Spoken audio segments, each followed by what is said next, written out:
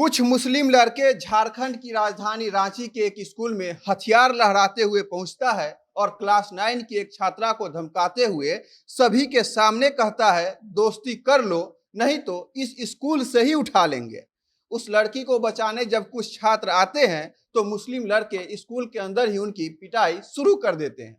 झारखंड में एक वर्ग का वर्चस्व और गुंडागर्दी कितना बढ़ता जा रहा है, इसका जीता जागता प्रमाण पिछले 3 महीनों में कई बार देखने को मिल चुका है। इसका एक और नमूना फिर से देखने को मिला है।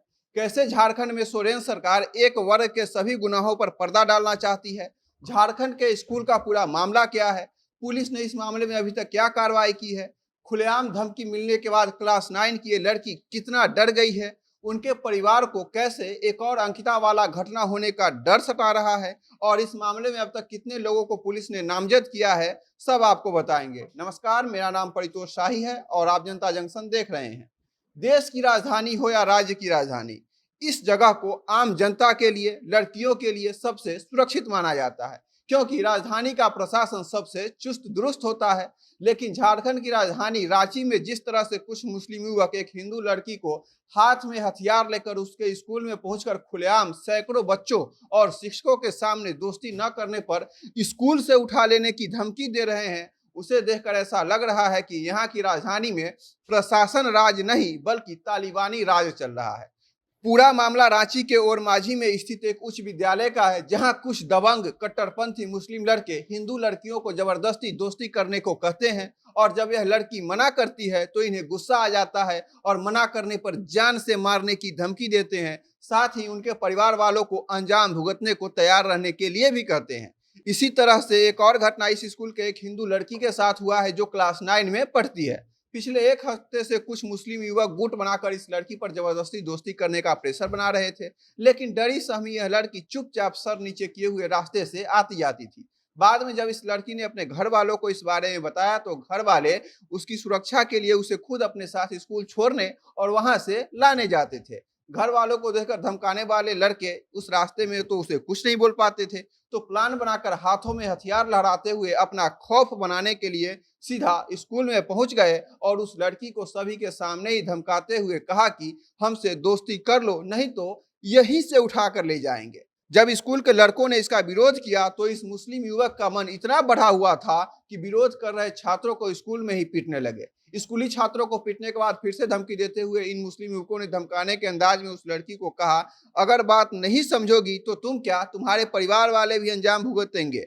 कुछ इसी तरह का जघन्य घटना 21 अगस्त की रात को झारखंड के ही दुमका में हुआ था, जब एक 15 साल की लड़की जिसका नाम अंकिता सिंह था, उसने जब शाहरुख हुसैन नाम के लड़के से बात करने से मना कर दिया तो शाहरुख हुसैन ने उसे पेट्रोल छिड़क कर उसे जिंदा जला दिया था। जिस तरह की धमकी रांची के इस स्कूल में दी जा रही है, वैसे में कहा जा सकता है कि झारखंड की एक और बेटी को कहीं फिर से इन हैवानों को कारण अपना जान न गंवाना पड़ जाए।